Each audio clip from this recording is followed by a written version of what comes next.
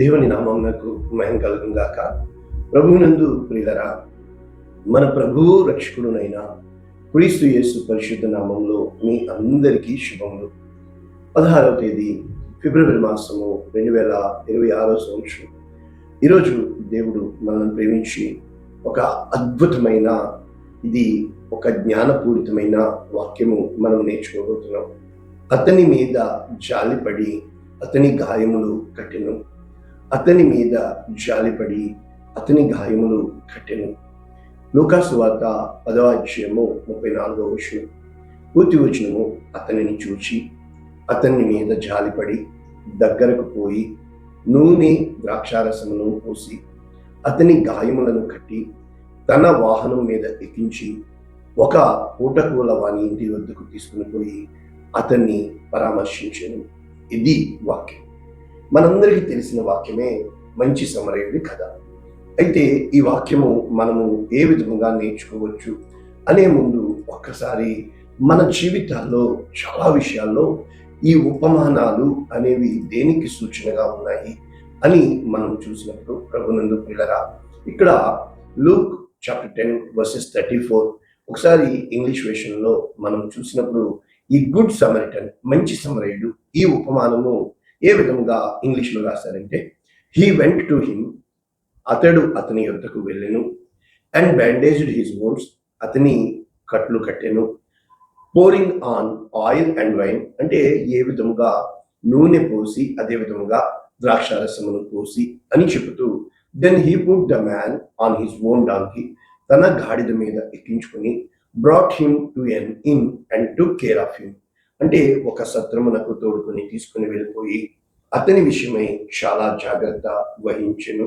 అయితే మనము ఈ సందర్భం ఏంటి, ఎక్కడి నుంచి మనకి ఈ వాక్యము నేర్చుకుంటున్నాము అనేటప్పుడు చాలా విషయాలు ఇలా ఉంటాయి. మనము మంచి దొంగని, మంచి సమరయుడని, మంచి కాపరి అని ఎన్నో విషయాలు మనం నేర్చుకుంటూ ఉంటాం. నిన్న కూడా నేను మంచి కాపరిని అన్న విషయం మనం నేర్చుకున్నాం.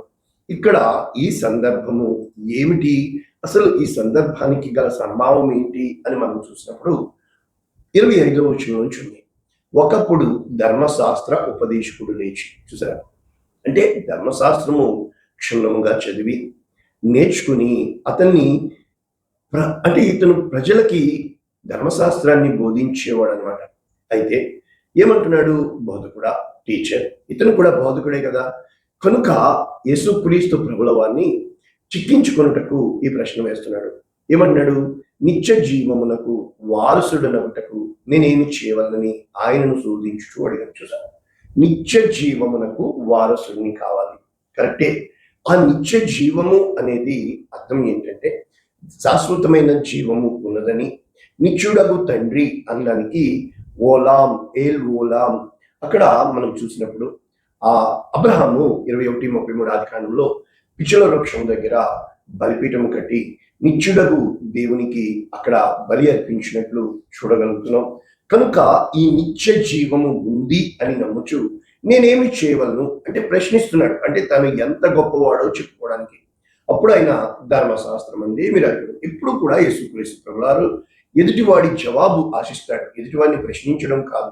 నీవేమి చదువుచున్నావని అతన్ని అడుగుగా, అప్పుడు వెంటనే కంఠోపాఠం కదా, నీ దేవుడైన ప్రభువును నీ పూర్ణ హృదయంతో, నీ పూర్ణ మనస్సుతో, నీ పూర్ణ శక్తితో, నీ పూర్ణ వివేకముతో ప్రేమించవలను, నిన్ను వలె నీ పొరుగు అంటాడు. రెండు ఆజ్ఞలు ధర్మశాస్త్రం అంతా ఉన్నాయి. ఒకటి దేవుడు, రెండవ వాడు దేవుని పోలికలో చేయబడిన మానవుడు. వీళ్ళు ఇద్దరు కూడా ప్రేమ అనేది కాన్స్టెంట్. అది మనం చూసినప్పుడు కామన్ పాయింట్ని, ప్రేమ లేనివాడు నా వాడు కాదు, ప్రేమ కలిగి ఉండకపోతే నువ్వేమీ చేయలేవు. కనుక ఇప్పుడు ఇక్కడ ఏమని చెప్పబడుతుంది, నిన్ను వలె నీ పొరుగువారిని ఎలా ప్రేమించాలి. అందుకని కొత్త ఆజ్ఞ యేసుక్రీస్తు ప్రభువుల వారు ఏం చెప్తున్నారు, నేను మిమ్మల్ని ప్రేమించిన ప్రకారంగా మీరును ఒకరిని ఒకరు ప్రేమించవలని నూతన ఆజ్ఞ నేను మీకు ఇచ్చునని యోహాను సువార్త 12వ అధ్యాయంలో అంటూ ఉంటాడు. అంటే అర్థం ఏంటంటే ఇక్కడ ఈ ధర్మశాస్త్ర ఉపదేశకుడు తనకు క్షుణ్ణంగా బైబిల్ తెలుసని 2 ఆజ్ఞలు ఎత్తిపట్టుతూ చెప్తున్నాడు. 10 ఆజ్ఞలు చెప్పట్లేదు సుమా, జాగ్రత్త. ఇక్కడ ఈ 2 ఆజ్ఞల్లో ఏమంటున్నాడు, నీ దేవుడైన ప్రభువును, అడోనై అని రాశారు. అందుకని కనుక ఎల్ షడాయ్, ఎల్ ఎలియోన్ ఇవన్నీ తర్వాత విషయాలు. ఆలోచిస్తే నీ పూర్ణ హృదయముతో, పూర్ణ మనస్సుతో, పూర్ణ శక్తితో, పూర్ణ వివేకంతో ప్రేమించాలి. అంటే ఈ ప్రేమ అనేది అన్లిమిటెడ్ గా ఉండాలి. అయితే నిన్ను వలే నీ పొరుగు. అందుకైనా చాలా బాగా చెప్పావు, అలాగ చెయ్యి, అప్పుడు నీవు జీవించదు అని చెప్పేశాడు. అంటే you are too good, you do that అని చెప్పాడు. అయితే ఇతను మరి ఓవర్ యాక్షన్ కదా, కనుక తానే నీతిమంతుడైనట్టు కనపరచుకోరి. అంటే యేసు క్రీస్తు ప్రభుల వారిని ఎక్కడ తప్పుపట్టి అందరి ముందు వ్యంగ్యపరచాలని, సర్కాస్టిక్ నవ్వు అంటూ ఉంటారు, వ్యంగ్యమైన మాటలతో. ఏమంటే నా పొరుగువాడు ఎవడు అని ఆయన అడిగారు. అప్పుడు ఈ పొరుగువాడి కోసం చెప్పుతున్న ఉపమానముగా, కథగా, ఎగ్జాంపుల్కి యేసు క్రీస్తు ప్రభుల వారు ఆ సందర్భంలో వారి జీవన శైలిని బట్టి ఆయన చేపల కోసం, గొర్రెల కోసం, నాణెముల కోసం ఈ విధముగా వారికి అర్థమయ్యే విధముగా మరి ఈ కథలు, ఉపమానాలు చెప్పేవారు. కనుక ఇక్కడ ఏమంటున్నాడు, ఒక మనుష్యుడు యెరూషలేము నుండి యెరికో పట్టణమునకు దిగి వెళ్ళుచు. చూడండి, యెరూషలేము నుండి యెరికోకి అంటే దిగి వెళ్ళడము అంటారు. అయితే యెరికో నుంచి యెరూషలేమునకు ఎక్కి వెళ్ళడము అంటారు. కనుక యెరూషలేమును స్టాండర్డ్ పెడితే యెరికోకు దిగి వెళ్ళడము అంటారు. యెరికోని ఏ రోజు స్టాండర్డ్ గా పెట్టరు, యెరూషలేమునే పెడతారు కనుక ఎక్కి వెళ్ళడము అంటారు. కనుక ఇక్కడ ఏమని చెప్పబడుతుంది, అతడు ఏమని దొంగల చేతిలో చిక్కెను. వారు ఏం చేశారు, అతన్ని బట్టలు దోచుకుని కొట్టి, అఫ్ కోర్స్ దొంగలు దోచుకుంటారు. అయితే ఇప్పుడు అక్కడ సందర్భం చెప్పబడుతుంది. అటువంటి నిస్సహాయ స్థితిలో, ప్రాణాపాయ స్థితిలో ఒక వ్యక్తి అక్కడ పడిపోయి ఉన్నాడు. ఆ పడిపోయిన వ్యక్తి ఉన్న మార్గము గుండా మొట్టమొదట యాజకుడు ఆ త్రోవను వెళుతున్నాడు. అయితే యాజకుడు అంటే ఇప్పుడు ఇతను దేవుని యొక్క, అంటే యాజకుడు, ప్రవక్త, ప్రజల తరపున దేవునికి విన్నపము చేసేవాడు యాజకుడు, దేవుని తరపున ప్రజలకి చెప్పేవాడు ప్రవక్త. ఇప్పుడు ఈ యాజకుడు ఏం చేయాలి, ఇతన్ని లక్ష్య పెట్టాలి, కానీ పక్క నుంచి వెళ్ళిపోయాడు. రెండవ వాడు లేవీయుడు, అయితే పక్క నుంచి వెళ్ళిపోయాడు. లేవీయుడు అంటే అర్థం ఏంటంటే ఈ లేవీయులలో యాజకులుగా మారపడ్డాడు. లేవీయుల్ని దేవుడు ప్రత్యేకించుకున్నాడు. లేవీయులకి ఉండవలసిన స్వాభావిక ధర్మం ఏంటంటే వారు వారి కోసం కాక దేవుని ప్రజల కోసం బ్రతకాలి. అయితే ఒక సమరయుడు ప్రయాణమైపోవచ్చు, అతడు పడి ఉన్న చోటికి వచ్చి చూసారు, సమరయుడు వెళ్ళిపోతున్నాడు. అంటే ఆ రోజుల్లో ఈ సమరయులని వారు చాలా చిన్న చూపు చూసేవారు. అంతెందుకు, యోహాను సువార్త 10:48-49 మనం చూసినప్పుడు యేసు క్రీస్తు ప్రభుల వారిని నీవు సమరయుడవు, నీవు దెయ్యం పట్టిన వాడవు అన్నారు.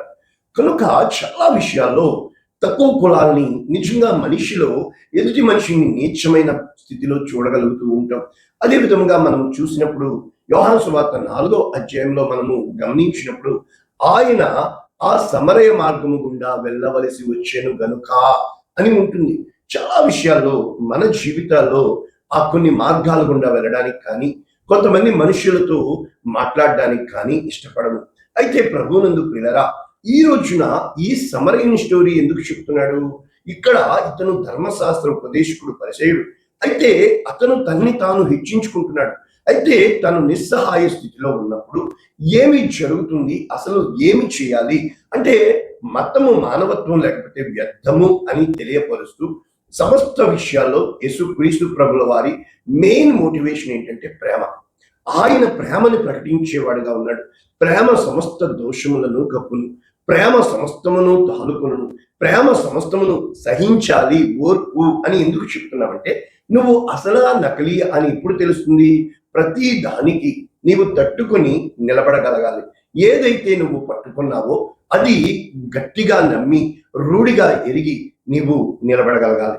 కనుక ఇప్పుడు చెప్పబడుతున్న ఈ సందర్భంలో ఈ మాటలు అతనిని చూచి, నెంబర్ 1 అతని యొద్దకు వెళ్ళి, అంటే ఇక్కడ యేసుక్రీస్తు ప్రభుల వారు నశించిన దానిని వెతికి వచ్చి ఏ విధముగా వచ్చాడో తెలియచేస్తూ, ఏ విధముగా ఆయన నీ ఉండి చోటుకి నేను వస్తాను అని తెలియచేస్తూ, నీవు నేను నిస్సహాయ స్థితిలో పడుకున్నప్పుడు, ఇంకా ఏమీ చేయలేని స్థితిలో మనము పడిపోయినప్పుడు, నా జీవితంలో ఆయన నా చెంత చేరి అని ఎన్నో విషయాల్లో ఎన్నో పాటలు మాకు ఇచ్చి, అంటే నేలను పడి ఉన్న వేళలు నన్ను చూచే నీ కన్నులు, ఆ విధముగా ఆయన అందరినీ ఎరిగినవాడు, అందరినీ చూచేవాడు. ఆయన మనము పడిపోయిన స్థితి ఆయనకి ముందే తెలుసు. కారణం ఏంటంటే ఆయన నీ కోసము సర్వకాలము సిద్ధముగా ఉన్న దేవుడు. మొట్టమొదట అతని యొద్దకు వెళ్ళి అతనిని చూచి అతని మీద జాలి. ద మెయిన్ కన్సర్న్ ఏంటంటే జాలిపడి. ఏ రోజునైతే కనికరము గల వారు ధన్యులు, వారు కనికరము పొందారు. ఏ జాలి దయ ఉత్తమమైనది ఏంటి? దేవుడు ఏం కోరుచున్నాడు? ప్రేమ, జాలి, కనికరము, మానవత్వమే కదా. ఇదే కదా, దయ కదా దేవుడిని కోరుతున్నాడు. ఎవరైతే దయ చూపిస్తారో వారు దయ పొందుకుంటారు. ఎవరైతే తీర్పు తీరుస్తారో వారు తీర్పు తీర్చబడతారు. కనుక మనం ఇప్పుడు కూడా నేను బలిని కోరవచ్చి తిని అని తలంచవద్దు, కనికరమనే కోరుచున్నాను. ఎప్పుడైతే మనము మన హృదయాలను కనికరముతో నింపుకుంటామో, మనము అంటే ఈ కనికరము అనేది తీర్పును మించి అతిశయపడుతుంది. కనుక ఎప్పుడూ కూడా మనం ఎంచుకోవలసిన ప్యాటర్న్ ఏంటంటే కనికరం. ఎన్ని పనులు ఉన్నాయో విడిచిపెట్టండి. ఎప్పుడు కూడా నీకు టెస్టింగ్ ఉంటుంది. ఎక్కడికన్నా వెళ్ళాలి ఇంపార్టెంట్ అన్నప్పుడు దాన్ని లక్ష్యం పెడుతూ ఉంటాం. కాదండి, ఈలోపు నీకు టెస్టింగ్ జరుగుతుంది. ఆ టెస్టింగ్ ఏ విధంగా ఉంటుంది అంటే, ఒక అడుక్కునేవాడు వస్తాడు నీ దగ్గరికి, వాడికి మొదట అన్నం పెట్టు. అదే విధంగా నీవు వెళ్ళాలి, పరిగెట్టాలి. కానీ ఈలోపు ఒక నేలన పడిపోయిన ఒకళ్ళు ఆ స్థితిలో, దిగజారిపోయిన స్థితిలో, చేతకాని స్థితిలో ఉంటారు. చాలా విషయాల్లో నా జీవితంలో ఇది స్పష్టంగా జరిగింది. నా పక్కనుండే వాళ్ళు అడిగేవాళ్ళు, ఏంటి ఇప్పటికీ ఆలస్యం అయిపోయింది, అక్కడికి కదా వెళ్ళాలి. ఒకటే చెప్పేవాడిని, నేను వెళ్తుంది ప్రసంగం చేయడానికి అని మీరు అనుకుంటున్నారు. కాదు, ఇక్కడ దేవుడు నన్ను పరీక్షిస్తున్నాడు. బహుశా ఇప్పుడు ఇక్కడ నేను ఇతనికి సహాయం చేయకపోతే ఎందుకండి ప్రసంగాలు? ఒక సేవకుడు అంటే ప్రసంగాలు చేసేవాడు కాదు, ప్రసవ వేదన పడేవాడు సేవకుడు. ఎప్పుడైతే ఇక్కడ ఏమని చెప్పబడుతుంది, నూనె ద్రాక్షరసం అంటే, మొట్టమొదట ద్రాక్షరసం అంటే ఆల్కహాల్ కదా, స్పిరిట్ పెట్టి తుడుస్తారు కదా, చూసారా? మరి ఏ విధముగా అంటే గాయములు కట్టి బ్యాండేజ్ చేసి, అంటే శుద్ధి చేసి, ఈ రోజున అటువంటి స్థితిలో దేవుడు నిన్ను నన్ను ఆయన కనుక్కొని, యెహెజ్కేలు 16వ అధ్యాయంలో చెప్పబడుతుంది, నీవు రక్తంతో పొర్లాడినప్పుడు నిన్ను శుద్ధి చేసిన వాడు లేడు, నీ గాయములకు కట్టువాడు లేడు, ఎందుకు అరుస్తున్నావు, ఎందుకు ఏడుస్తున్నావు అని చెబుతూ ఉంటాడు. ఈ రోజున మన జీవితంలో ఒకటి మనస్సుకి గాయము, 2 శరీరానికి గాయము. అయితే దీన్ని బట్టి ఆత్మ గాయపరచబడుతుంది. ఏ రోజునైతే నీ గాయములను కట్టువాడు ఆయన అని, గాయములు చేయవాడు ఆయన అని గుర్తెరుగుతావు. ఇక్కడ ద మెయిన్ మోటివ్ మనం మర్చిపోకూడదు, ఏ విధముగా ఒక వ్యక్తి దగ్గర నుంచి దేవుడు ఆశిస్తున్నాడో. కనుక ప్రభునందు ప్రియులారా, దావీదు తన జీవితంలో ఎన్నో విషయాల్లో పరిగెడుతూ ఉంటాడు. కానీ అప్పుడు మధ్యలో ఎవరో ఒకరు వస్తూ ఉంటారు, అతనితో ఆగిపోతాడు. చాలా మంది అడుగుతారు, అదేంటి అక్కడ యుద్ధానికి వెళ్తుండే? లేదు, ఆ యుద్ధం కంటే దేవుడు ఇతన్ని నన్ను ఎదురుగా తీసుకొచ్చాడు. మొదట ఇతనికి అన్నం పెట్టండి. అప్పుడు అతనికి పూర్తిగా అన్నం పెట్టి పరామర్శించినప్పుడు, అతడు తేరుకున్నప్పుడు, ఎక్కడి నుంచి వచ్చావు అంటే, అప్పుడు చెప్తారు వాళ్ళని తరిమేశారు. వాళ్ళు ఎక్కడున్నారో చెప్తావా అంటే, వాళ్ళు ఉన్న స్థలానికి తీసుకెళ్తాడు. దేవుడు ఎప్పుడూ నీకు ఎదురుగా వస్తూ ఉంటాడు, కానీ నువ్వు అనుకున్న విషయంలో కాదు. ఇక్కడ ప్రస్తుతం మనం చూసినప్పుడు ఎంతో మంది చెప్పుకుంటారు ఈ మంచి సమరయుడి స్టోరీ. ఒక్క మాట చెప్పిన, ఏమీ వద్దు, నీ పాకెట్లో, నీ పర్సులో చిన్న బ్యాండేడ్ పెట్టుకో చాలు. ఎవరికైనా వెంటనే బ్యాండేడ్ తీసి పెట్టడానికి. అంటే ఎప్పుడు కూడా ఒకవేళ ఇలా జరిగితే నేను ఏం చేయగలుగుతాను అని ఒక ఎమర్జెన్సీ టెలిఫోన్ నెంబర్ పెట్టుకో. ఒకవేళ ఇలా అయితే నేను ఏ విధంగా, అంటే నీవు ఏదో చెయ్యాలని కాదు, అక్కడికి వెళ్ళాలని కాదు, ఆ వెళ్ళే మార్గము నువ్వు ప్రేమగా చెప్పగలిగితే చాలు. కనుక అతన్ని పూటకలు అప్పుడు ఇక్కడ అయిపోయింది కదా. అయితే ఇప్పుడు ప్రశ్న ఏంటి, ఈ ముగ్గురులో ఎవడు పొరుగువాడు? వెంటనే అతడు జాలి పడినవాడే. కనుక వెంటనే అర్థం ఏంటో తెలుసా? ఒకే ఒక్క మాటలో జాలి పడినవాడే. ఈ రోజు నుంచి మనలో ఉండవలసింది జాలి, దయ, కనికరము, వాత్సల్యము, ప్రేమ. ఏ రోజునైతే నువ్వు చాలా కష్టం వీటిని విత్తడము, కానీ ఒక చెంప మీద కొట్టమన్న వాడిని జాలి పడితే ఒకటి గుర్తుపెట్టుకోండి, కొట్టేవాడు ఎప్పుడు కొట్టబడతాడు, తిట్టేవాడు ఎప్పుడు తిట్టబడతాడు, సహించేవాడు ఎప్పుడు సహిస్తాడు. కారణము, నీకు పరలోక రాజ్యంలో ఆయన స్థలం సిద్ధపరిచాడు. ఈ రోజున మన జీవితాల్లో జాలి అనేది మెయిన్ ఎసెన్స్గా ఉంటే, ప్రేమ అనేది ప్రేమిస్తున్నాను కుదరదు. ప్రేమకి మొట్టమొదటి పునాది జాలిపడడం. ఎదుటి వాని మీద నువ్వు జాలిపడినప్పుడే ఎదుటి వానికి దయ చూపించేదే ప్రేమ. కానీ ఏ రోజునైతే ఈ యొక్క ఆత్మఫలమేమనగా ప్రేమ, సంతోషము, సమాధానము ఇవి లేనప్పుడు మనమేమి చేయలేమని, ఏ రోజునైతే అందరిలాగా కాకుండా నీవు అనేక మందికి సాదృశ్యంగా ఉండాలని దేవుడు ఇష్టపడుతున్నాడు. ఈ రోజు నుంచి మనం లెక్క పెట్టుకుంటూ ఏ విషయంలో జాలి పడుతున్నావు, ఏ విషయంలో కఠిన హృదయం వహిస్తున్నావో సరిచూసుకుందాం. అటువంటి కృప దేవుడు మనకి అనుగ్రహించుగాక. పరిశుద్ధుడా, ప్రేమ కలిగిన తండ్రి, విత్తబడిన వాక్యము అనేక మందికి దీవెనకరంగా, అనేక మందికి ఆశీర్వాదంగా, అనేక మందికి రక్షణ ఆధారంగా చేయమని మా ప్రార్థన ఆలకించు దేవుడు అయినందుకు యేసు అతి శ్రేష్టమైన నామమున ఈ వాక్యము మీ నమ్మకమైన చేతులకు అప్పగిస్తుంది. మాలో ఈ రోజు నుంచి జాలి, దయా, కనికరం ఉంచమని యేసు నామమున దీవిస్తున్నాము తండ్రి. ఆమేన్. God bless you all. దేవుడు మిమ్మల్ని దీవించుగాక. ఆమేన్.